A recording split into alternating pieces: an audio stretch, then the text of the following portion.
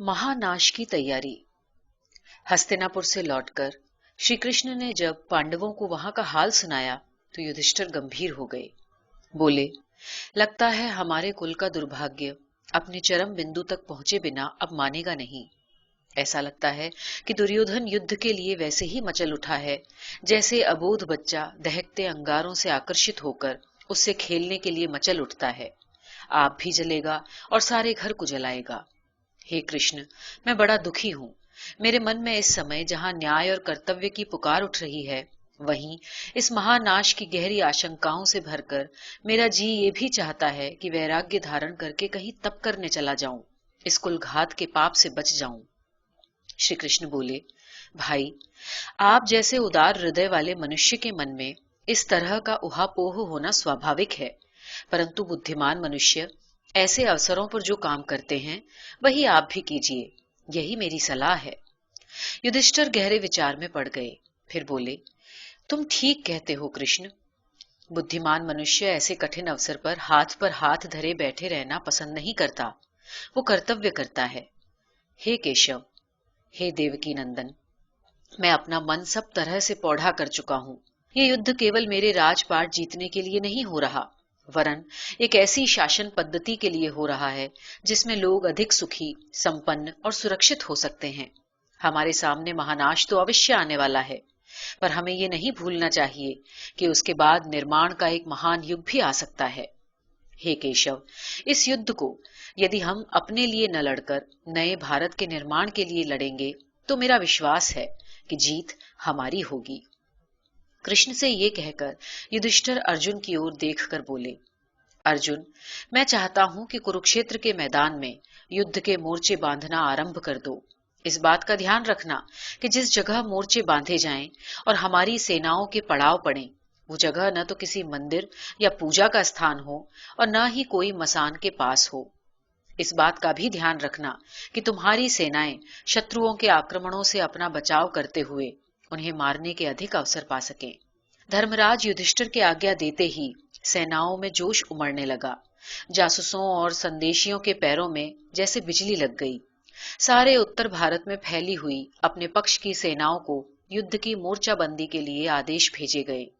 अपने अपने सेना नायकों के आदेशानुसार ढोल ढमाके बजाते हुए और जय जयकार बोलते हुए लाव लश्कर चल पड़े। जब हाथी चलते थे तो धरती धमक उठती थी। घोड़ों की खबड़ खबड़ से ऐसा लगता था कि मानो शिवजी के तांडव नृत्य का मृदंग बज रहा हो। सेनाओं के पीछे हजारों नौकर चाकर थे, घसकटे, घोड़े, हाथियों को मलने दलने वाले, सिपाहियों के लिए रसोई बनाने वाले, लोगों की आवश्यकताओं का सामान बेचने वाले, बाजारिये, तंबू लगाने वाले और ऐसे ही हजारों सेवकों का कोलाहल आकाश को गुंजाने लगा। इसके अतिरिक्त करोड़ों तीरों, गदा, मुग्दर, तलवारों आदि का भंडार लेकर चलने वाले लोग भी सैकड़ों की संख्या में थे। युद्ध क्षेत्र के आसपास का दृश्य देखकर यही लगता था कि जैसे सारी दुनिया ही लड़ाकू बनकर वहां सिमट आई हो। जब पांडवों की इन तैयारियों का समाचार कौरवों के यहाँ पहुंचा तो उन्होंने भी अपनी गर्मा गर्मी दिखलानी आरंभ कर दी। लेकिन कौरवों और पांडवों के पक्ष में एक बड़ा अंतर ये था कि पांडव जहां अपने आप में एक मत थे, वहीं कौरवों में बड़े मतभेद चल रहे थे। दुर्योधन, दुशासन आदि कौरव भाई, उनके शकुनी मामा, उनके मित्र कर्ण आदि नौजवान लोग अपने दल के बड़े बूढ़ों के प्रति तनिक भी विश्वास नहीं रखते थे। विशेष रूप से भीष्म पितामह और द्रोणाचार्य के लिए तो मन में बड़ी आशंकाएं थीं। द्रोणाचार्य अर्जुन को मन ही मन बहुत प्यार करते थे। इससे कर्ण और दुर्योधन को बड़ी जलन होती थी। उन्हें डर था कि द्रोणाचार्य पांडवों को मारने के बजाय उनसे बच-बच कर लड़ेंगे।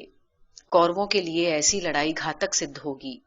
इसी तरह वो ये भी समझते थे कि भीष्म पितामह अपने पांडवों को तो मारेंगे नहीं। उन्हें लगता था कि वो बुढ़े बेमन से लड़कर हमारा खेल बिगाड़ देंगे। इसलिए दुर्योधन ने कर्ण को अपना मुख्य सेनापति बनाना चाहा।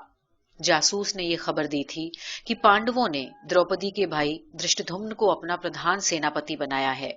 इसलिए टक्कर में कर्ण को ही अपना सेनापति बनाना उन्होंने तय किया।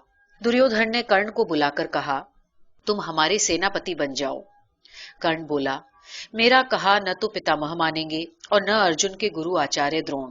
तुम पहले बुढ़ों को बस में करो, तब मैं आगे कदम बढ़ाऊं। क्योंकि इन बुड्ढों के कारण कोई भी श्रेष्ठ कुल का क्षत्रिय सरदार मेरी बात न मानेगा। जब ये खींचतान चल ही रही थी, तभी पांडव पक्ष से ये खबर आई कि अर्जुन ने मोह और कर्तव्य की लड़ाई में कर्तव्य की जीत साबित करने के लिए निर्मम भाव से भीष्म पितामह तक का वध करने की प्रतिज्ञा कर ली है।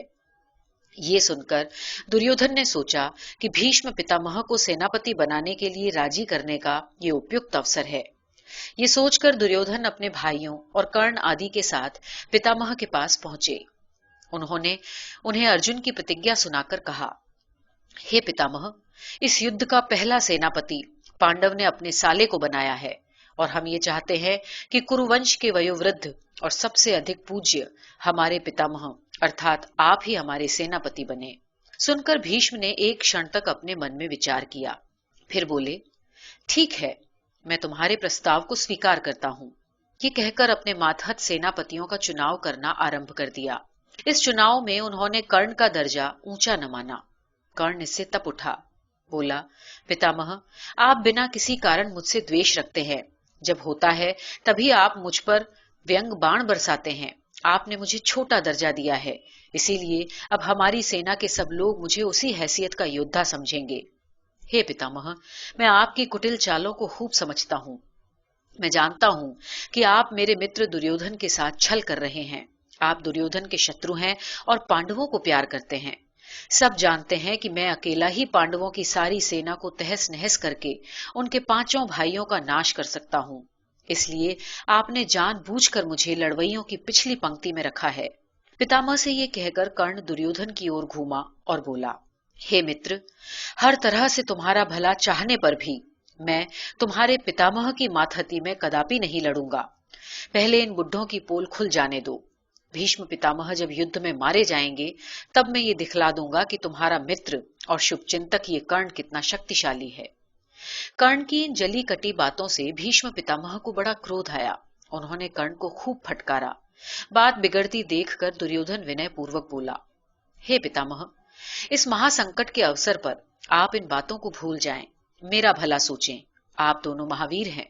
आप दोनों ही मेरा कार्य सिद्ध करने में हर तरह से समर्थ हैं।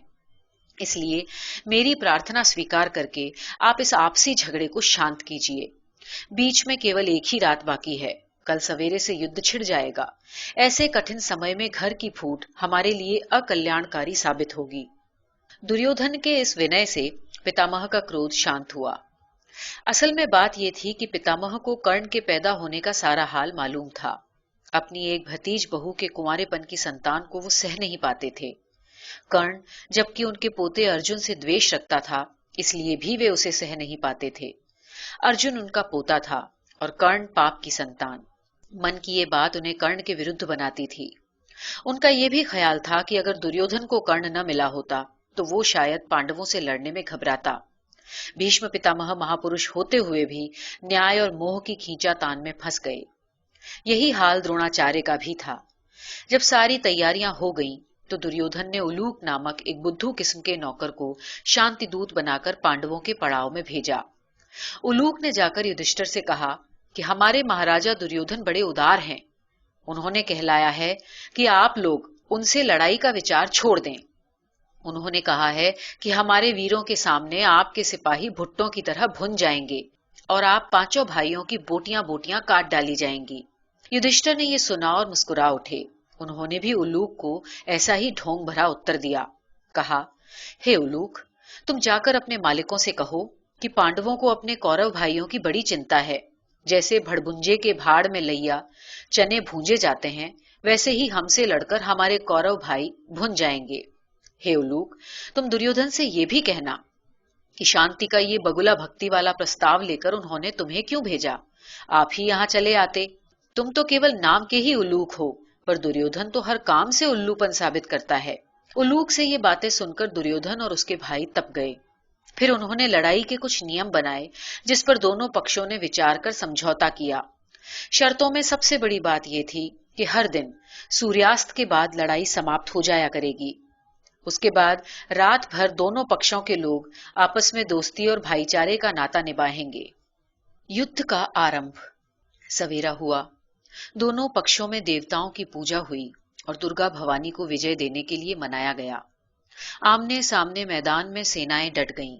हजारों शंख, दमामे, तुरहियां बजने लगीं।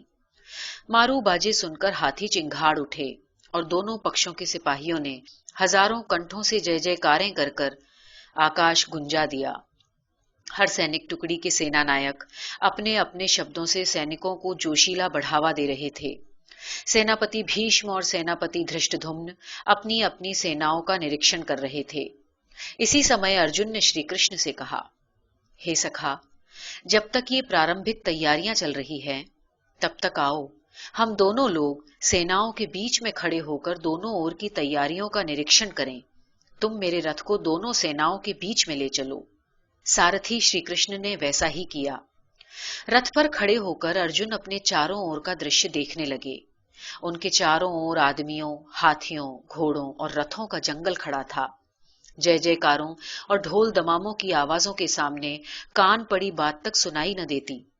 अर्जुन ने देखा कि कुछ दूरी पर सफेद दाढ़ी लहराते हुए भीष्म खड़े हैं और एक ओर द्रोणाचार्य रथ पर चले आ रहे हैं। न जाने कितने प्रिय और परिचित चेहरे शत्रुओं के पक्ष में दिखाई दे रहे हैं। लड़ने वालों में बाबा, चाचा, भाई, भतीजे सभी थे। देखकर अर्जुन का मन उदास हो गया। वे रथ पर बैठ गए और दुखी होकर बोले, हे कृष्ण, मैं अपने प्यारों को भला अपने हाथ से क्यों कर मार सकूंगा? नहीं नहीं, ये पाप मुझसे कदापि न होगा। आदमी राजपाट, सुख, वैभव आखिर किसके लिए चाहता है? अपने प्रियजनों के लिए ही ना। फिर उन्हें मारकर अपना राजपाट पा लेने पर मुझे सुख कैसे मिल सकेगा? हे कृष्ण, मेरे मन में ये सभी बातें कई दिनों से चल रही थीं, परंतु आज मेरा मन पौधा हो गया है। मैंने ये निश्चय कर लिया है कि मैं नहीं लड़ूंगा। अर्जुन की ये दशा देखकर श्री कृष्ण बड़े हैरान हुए। उन्होंने मीठे ढंग से उसे झिड़कते हुए कहा, हे अर्जुन, तुम्हें ये क्या पागलपन सवार हुआ है? ऐन युद्ध के अवसर पर तुम कायरता दिखा रहे हो। हे अर्जुन, ये युद्ध किसी एक के स्वार्थ के लिए नहीं हो रहा।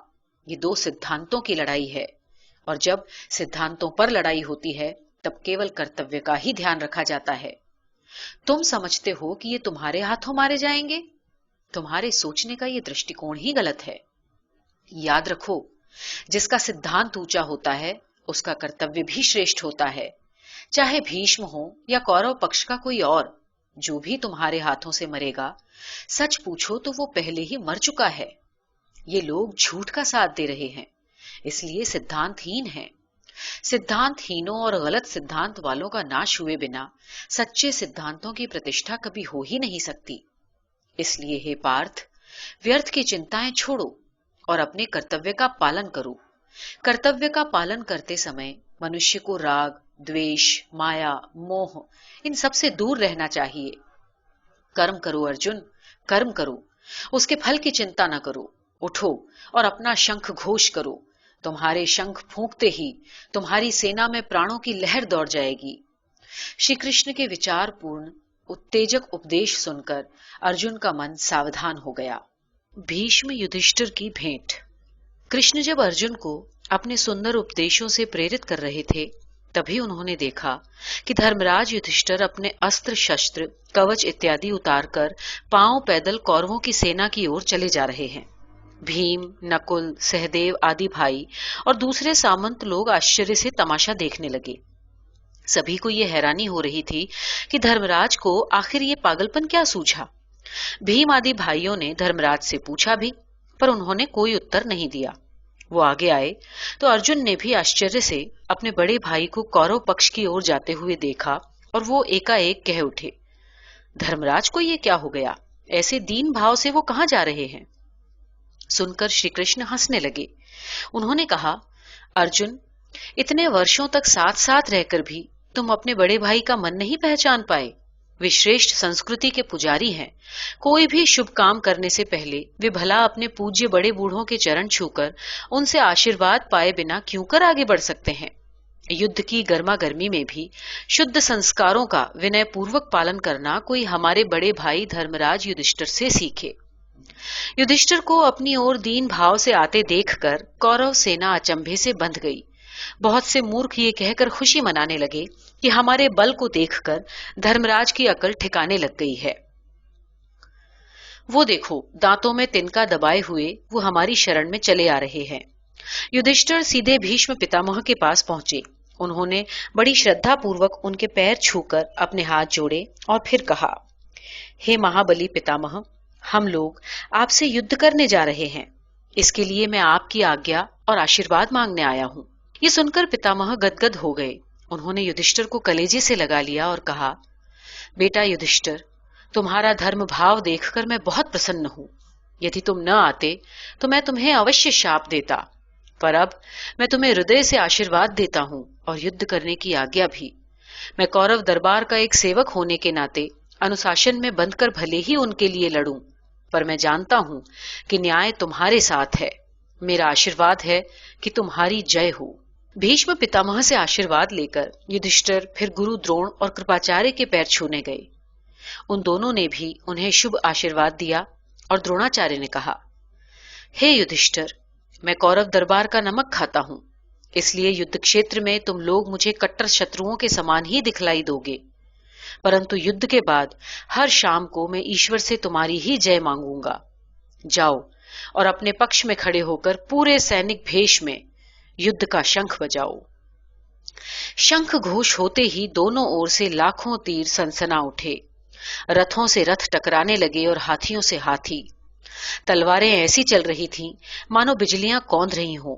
एक दूसरे के खून के प्यासे शत्रु आपस में ऐसे जूझ रहे थे मानो मनुष्य के पैदा होने का मुख्य उद्देश्य मारना और मरना ही हो। किसी का हाथ कटा, किसी का सर। लहू के फव्वारे छोड़ते हुए धड़ कटकर नीचे गिरने लगे। लड़ाई के जोश में सिपाही लोग घायलों और मरे हुए सैनिकों की लाशों को रौंदते हुए आगे बढ़ते थे। आकाश में चीलों, कौओं के झुंड के झुंड मंडरा रहे थे। मौका पाते ही धरती की ओर वे झपटते और किसी का मांस, किसी की आंतड़ी नोचकर और भी भयंकर दृश्य उत्पन्न करते। उनके लिए कौरव और पांडव पक्ष के सैनिकों का मांस एक समान था। मनुष्य अपनी जाति का संहार कर रहा था और पक्षी उनके आपसी बैर फूट का लाभ उठाकर दावतें उड़ा रहे थे। लड़ते हुए भीष्म पितामह और अर्जुन के रथ आमने सामने आ गए। पितामह के रथ के आगे धरती पर 5 बाण छोड़कर अर्जुन ने उन्हें प्रणाम किया। आशीर्वाद देते हुए भीष्म ने कहा, बेटा अर्जुन, युद्ध क्षेत्र में आज दादा और पोते की लड़ाई होगी।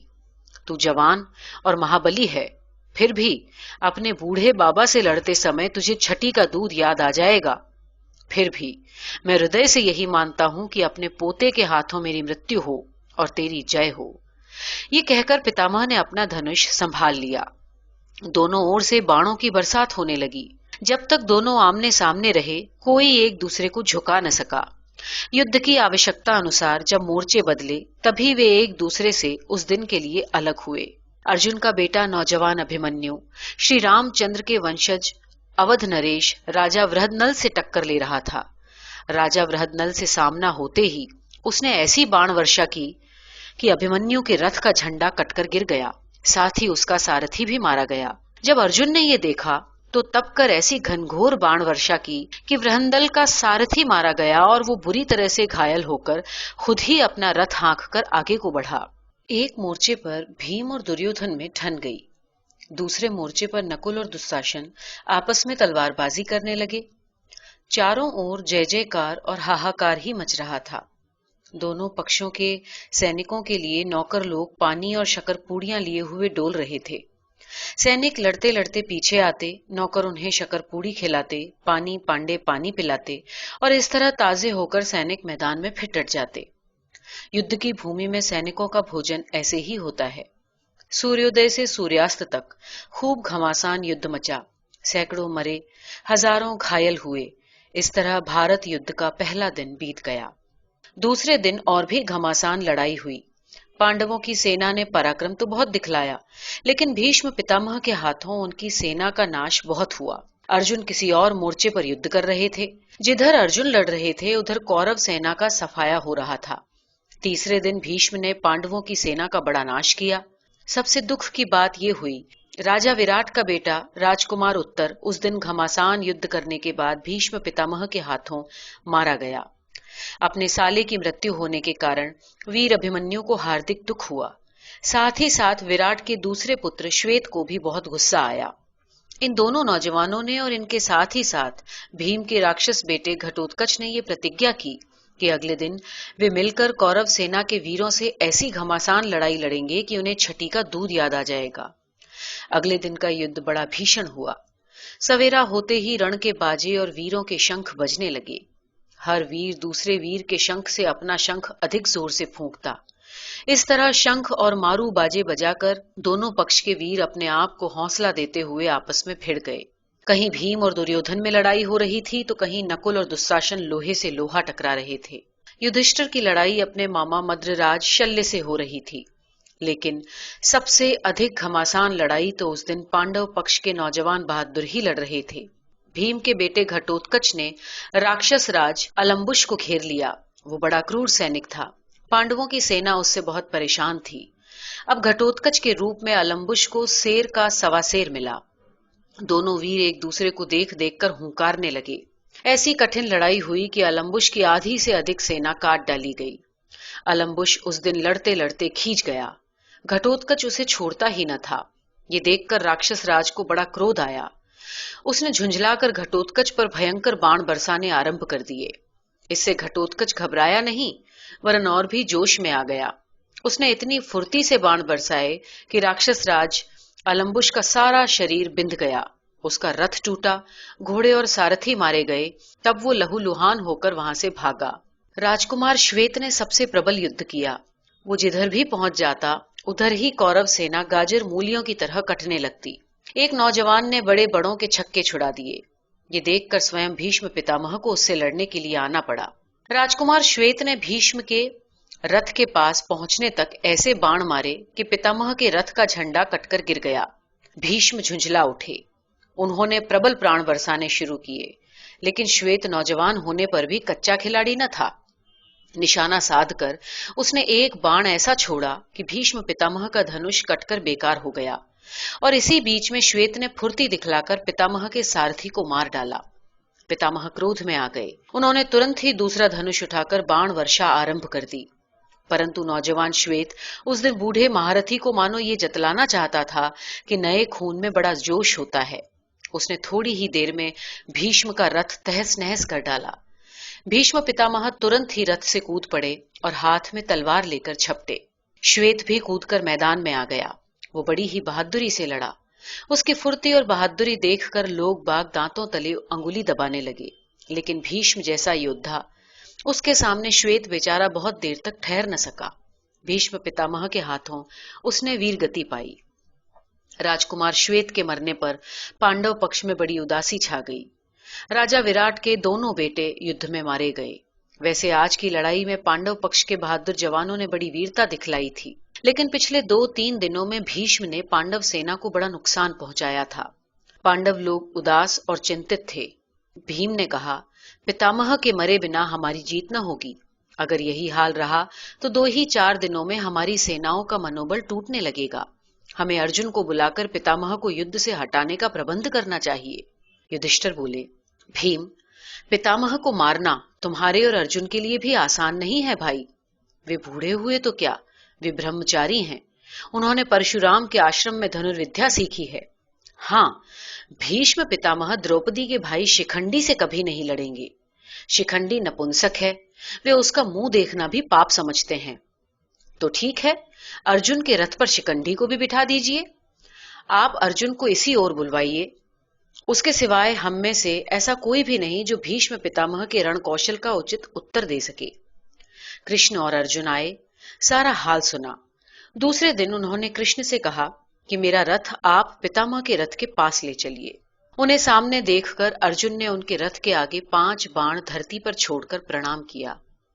भीष्म ने आशीर्वाद देते हुए कहा, तुम्हारी जय हो बेटा। आओ, अब हम बाबा पोता एक दूसरे को अपना रण कौशल दिखलाएं। भीष्म अर्जुन की लड़ाई ऐसी अद्भुत हुई कि देखने वाले अपने दांतों तले अंगुलियां दबा लेते। ऐसा लगता था कि मानो बिजलियां आपस में टकरा रही हैं। जब अर्जुन बाण चलाते तब पितामह बड़ी फुर्ती से उसे बचा लेते, किंतु भीष्म के वार अर्जुन न बचा पाते। उन्हें कई बार घायल होना पड़ा। लड़ते लड़ते भीष्म ने ऐसी प्रबल बाण वर्षा की कि अर्जुन का रथ टूट गया। ये देखकर श्री कृष्ण को क्रोध आ गया। वे टूटे हुए रथ के एक पहिए को चक्र की तरह घुमाते हुए भीष्म की ओर झपटे। भीष्म ने तुरंत ही हाथ जोड़ दिए और कहा, हे यदुनंदन, आपने युद्ध में न लड़ने की प्रतिज्ञा की थी और आप इस समय ऐसे आवेश में आ गए हैं कि रथ के पहिए को उठाकर मुझ पर झपट पड़े हैं। आपके इस क्रोध से मेरा गौरव बढ़ता है। आखिरकार मेरे जैसे बूढ़े ने योगेश्वर श्री कृष्ण को अपनी प्रतिज्ञा भूलने के लिए विवश कर दिया। मैं इसे अपना अहोभाग्य मानता हूं। भीष्म पितामह के इन मृदुल वचनों को सुनकर श्री कृष्ण का क्रोध शांत हो गया और उस दिन का युद्ध उसी वक्त समाप्त हो गया। दूसरे दिनों के बजाय उस दिन इतना लाभ तो अवश्य हुआ कि भीष्म पितामह सारे दिन अर्जुन से ही जूझते रहे, जिससे पांडवों की सेना का अधिक नुकसान नहीं हुआ। अगले दिन फिर मरने वाले वीरों के लहू से युद्ध भूमि लाल होने लगी। भीम ने अर्जुन को समझाया कि वे अपने साथ साथ शिखंडी को भी रथ पर बिठा लें, परंतु वे राजी न हुए। उन्होंने कहा, मैं ये पाप नहीं करूंगा। मैं या पितामह एक दूसरे से लड़ते हुए यदि वीर गति पाएं तब तो कोई बात नहीं, परंतु इस प्रकार धोखा देकर मैं उनसे कदापि नहीं लड़ूंगा। श्री कृष्ण ने अर्जुन की बात सुनकर भीम को आंखों से ये इशारा किया कि मेरा संकेत पाते ही शिखंडी को रथ पर भेज देना। सुनते हैं कि भीष्म पितामह भी अपने जीवन से ऊब गए थे। उन्होंने पांडवों के यहाँ संकेत के रूप में ये बात पहुंचाई थी कि शिखंडी की आड़ लेने पर मैं युद्ध नहीं करूंगा। अर्जुन उस समय मुझ पर प्रहार कर सकता है।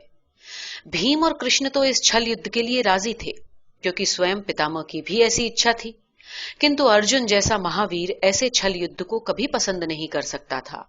विशेष रूप से अपने पूज्य पितामह के साथ ऐसा छल कपट करना तो उसकी शान के खिलाफ बात थी, मगर श्री कृष्ण ने जो ठान लिया था वो होना था। दूसरे दिन भी सारे दिन पितामह भीष्म और महावीर अर्जुन एक दूसरे से युद्ध में गुथे रहे। दिन ढलने को आया, मगर दोनों ओर से किसी का बल घटता नहीं दिखलाई पड़ता था। सच तो यह है कि भीष्म उस दिन अर्जुन से प्रबल पड़ रहे थे। देखते ही देखते एकाएक शिखंडी का रथ सामने आ गया। भीष्म पितामह ने उसे देखते ही अपने धनुष बाण रथ पर रख दिए। उन्होंने कहा कि मैं मर्दों से लड़ता हूं, नपुंसक से नहीं। शिखंडी जानता था कि भीष्म उनकी हत्या कभी नहीं करेंगे, इसलिए वो बढ़ बढ़कर उन्हें अपमानजनक बातें सुनाने लगा। ये देखकर श्री कृष्ण ने अर्जुन से कहा, मित्र, देखते क्या हो, यही अवसर है, बाण चलाओ। अर्जुन हिचक कर बोला, नहीं, ये छल होगा। युद्ध में सब कुछ चलता है मित्र, चूको मत, निशाना साधो।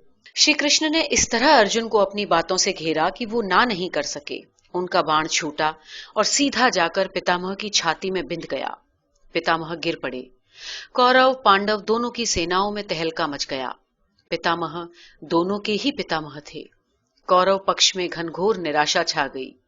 दुर्योधन का एक प्रबल सहारा टूट गया था। अर्जुन ने तुरंत अपने रथ से उतरकर पितामह को उठाया और उनका सिर अपनी गोद में रखकर बैठ गए। जैसे ही उन्हें होश आया, वैसे ही अर्जुन ने हाथ जोड़कर कहा, हे पितामह, मैं बड़ा लज्जित हूं कि मेरे हाथों आपकी ये दशा हुई। पितामह बोले, नहीं बेटा, मैं तो इस बात से सुखी हूं कि तुम्हारे हाथों मैंने वीर गति पाई। अगर उल्टी बात होती तो मैं जीते जी मर जाता। बेटा, मैं बहुत जी चुका, अब मेरी इच्छा अधिक जीने की नहीं थी, किंतु मेरी मृत्यु मेरी इच्छा के अनुसार ही आएगी। मैं जन्म भर ब्रह्मचारी और सत्यनिष्ठ रहा हूं, इसलिए मैं तभी मरूंगा जब अपने लिए मृत्यु का सुदिन आया समझ लूं। सूर्य के उत्तरायण में आने के पहले वो दिन कदापि नहीं आ सकता। बच्चों, मेरे लिए श्रेष्ठ शैया बिछाओ।